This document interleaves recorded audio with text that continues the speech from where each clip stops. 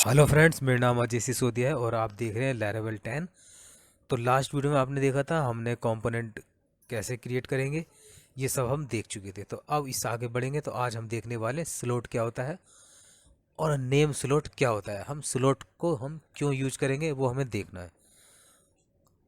तो यहाँ पर मैं एक कंपोनेंट क्रिएट कर लेता हूँ जैसे हमने लास्ट वीडियो में देखा था।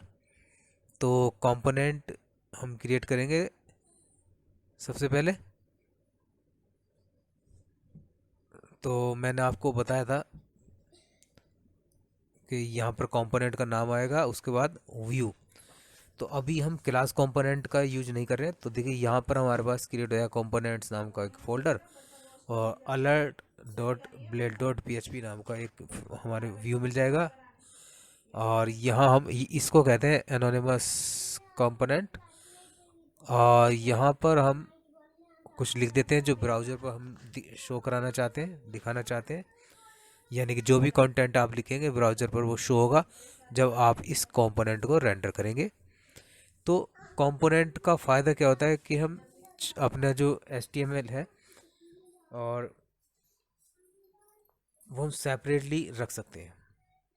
हेडर फाइल हो गई, हेडर को हेडर कंपोनेंट बन जाएगा, ठीक है। नैब कंपोनेंट बन जाएगा, फूटर कंपोनेंट बन जाएगा, ये सब इस तरह से, ठीक है। लेआउट भी बनाकर देखेंगे हम।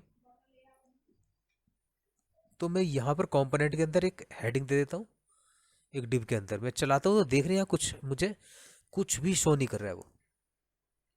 मैंने कंपोनेंट के अंदर लिखा तो कुछ भी शो नहीं किया, तो क्योंकि अभी हमने कंपोनेंट रेंडर नहीं किया था। अब जैसे ही मैंने कंपोनेंट रेंडर किया एक्स डैश अलर्ट, तो मुझे ब्राउज़र पर शो हो गया है वो कंटेंट जो आपने कंपोनेंट के अंदर लिखा था। दो तरह से मैंने बताया था आपको कंपोनेंट को रेंडर कर सकते हैं, HTML टैग की तरह से। अब मैं यहाँ पर एक हेडिंग दे देता हूँ अलर्ट। तो देखिएगा यहाँ बिल्कुल शो नहीं हो रहा है। क्यों नहीं हो रहा है?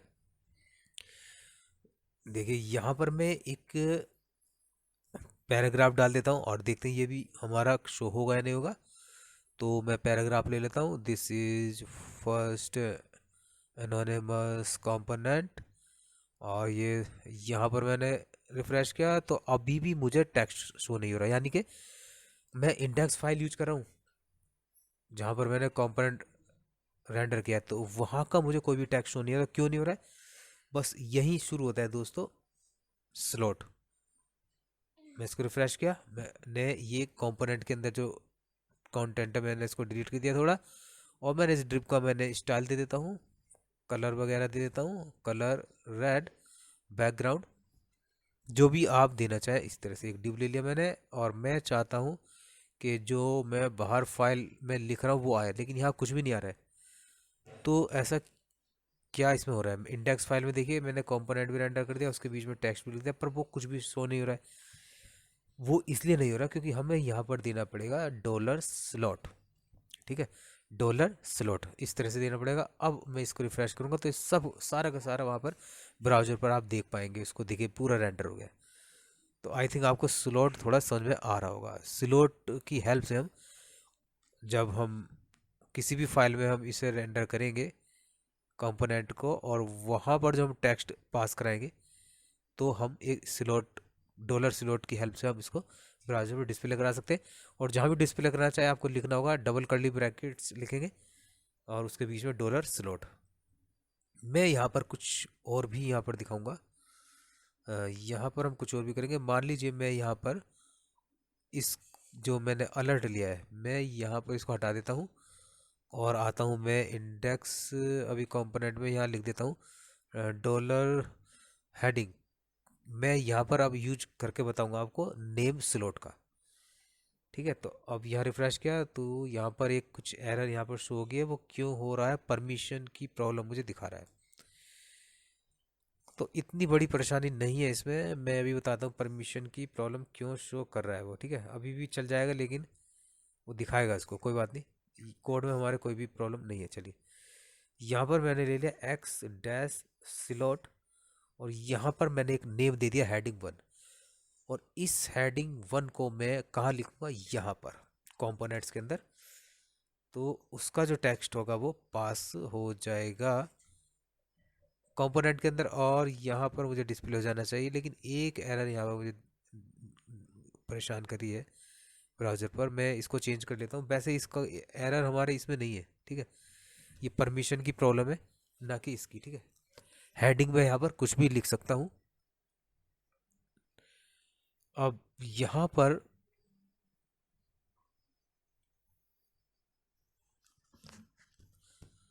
मुझे यहाँ पर मैंने यहाँ तो मुझे नहीं लगता कि यहाँ पर कुछ भी प्रॉब्लम होगी। मैं इसको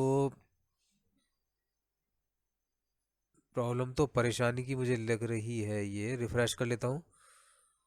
तो यहाँ पर कह रहा है permission denied stream, permission denied the exception. ये मुझे लग रहा है यहाँ पर, चलो मैं अभी देखता हूँ इसको, अभी क्या प्रॉब्लम आई है। चलिए मैंने यहाँ लिख दिया हेडिंग 1, वापिस वही लिख देता हूँ, कोई नहीं, इसमें यहाँ पर परेशानी नहीं है, ठीक है, वैसे ही लिख देता हूँ मैं। ये सब कुछ ठीक है। तो यहाँ पर मैंने एक एक्स स्लॉट लिखकर एक नेम दे दिया है, और उस नेम में मैंने नेम को डिक्लेयर कर दिया है, डिफाइन कर, जो भी है मैंने नेम दे दिया है उसका, हेडिंग 1। तो अब मैं इस हेडिंग 1 को ऐसे तो काम नहीं चलेगा, मैं यहाँ पर मुझे ओके इस तरह से बंद करना होगा, और मुझे यहाँ पर एक हेडिंग देनी होगी, एनोनिमस एनोनिमस कंपोनेंट, ठीक है। अब यहाँ पर शो हो जाएगा। अब देखिए मैंने यहाँ पर पास करा दिया कंपोनेंट में इस कंटेंट को, और यहाँ रिफ्रेश किया तो अब आप देख पाएंगे। तो ये हो जाता है नेम स्लॉट नेम। हम एक स्लॉट है जिसका हम कोई नेम देंगे, और उसको हम अपने जो कंपोनेंट होगा उसमें उसका यूज कर सकते हैं। तो यहाँ पर हमने देखा नेम स्लॉट। तो मैं चाहता हूँ कि यहाँ पर मैं एक चीज़ और बताना चाहूँगा आपको, कि यहाँ मैंने एक स्लॉट और ले लेता हूँ, और मैं आपको ये दिखाना चाहता हूँ कि मैं इसको दूसरा तरीका भी है मेरे पास नेम देने का, कॉलन लगाकर और नेम लिख दीजिए, सिंपल। और यहाँ पर मैं फिर एक बार रिवीजन कराता हूँ, मैं हेडिंग 2 ले लेता हूँ, और जो मैंने वहाँ नेम पास किया था मैं इसको यहाँ लिख देता हूँ। तो देख पाएंगे आप हेडिंग 2। आई थिंक अब तो बिल्कुल आपके समझ में आ चुका होगा ये, ठीक है। स्लॉट और नेम स्लॉट दोनों चीज़ें मैं बता रहा हूँ आपको। मैं देखो इसको ऐसे भी लिख सकता था, कोई परेशानी नहीं है, ठीक है, कॉलन लगाकर नेम दे दूंगा तो वही काम करेगा। ये देख पा रहे हैं आप, ये देखिए।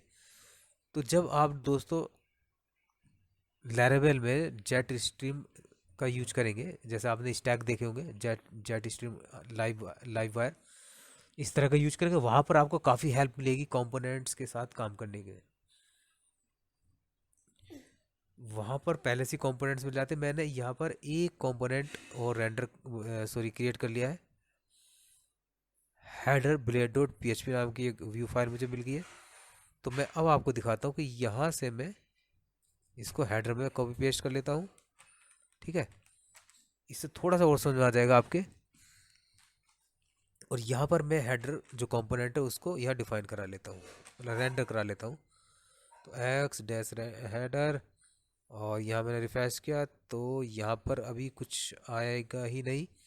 और यहाँ पर मैं जब तक यहाँ नहीं लिखूँगा, ठीक है, यहाँ मैं लिख लेता हूँ स्लॉट, और एक नेम स्लॉट ले लेता हूँ, और यहाँ दे देता हूँ मैं एक टाइटल, नेम होगा टाइटल। मैं दोनों तरीका जो होगा मेरे पास वो मैं दोनों तरीके से मैं बताऊँगा। और यहाँ मैं लिख देता हूँ होम, ठीक है। यहाँ पर मैं टाइटल सेट करूँगा, रिफ्रेश किया तो टाइटल आया, या पहले से लिखा होता इसलिए हमें समझ में नहीं आया। चलिए देख लेते हैं। यहाँ से मैं हटा देता हूँ, पहले मैंने यहाँ से हटा दिया। और अब यहाँ पर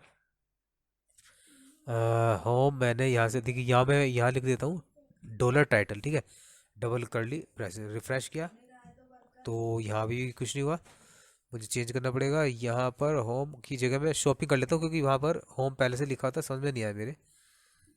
नहीं अभी भी नहीं आया है, अभी दोबारा मुझे सही करना होगा। नेम स्लॉट और यहाँ टाइटल, और यहाँ से मुझे क्या करना होगा।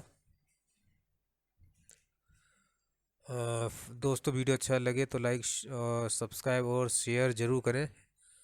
यहाँ पर कुछ लिख लेता हूँ पहले। ओके, यहाँ लिख लेते हैं हम स्टाइल, एक एक डिव ले लेते हैं, और यहाँ लिख लेते हैं विड्थ ले लेते हैं 100%, और इस तरह से पैडिंग ले लेता हूँ और 5%, और यहाँ पर बैकग्राउंड ले लेता हूँ मैं एक ब्लू, और मैंने रिफ्रेश किया पेज को तो अभी भी कुछ नहीं आया।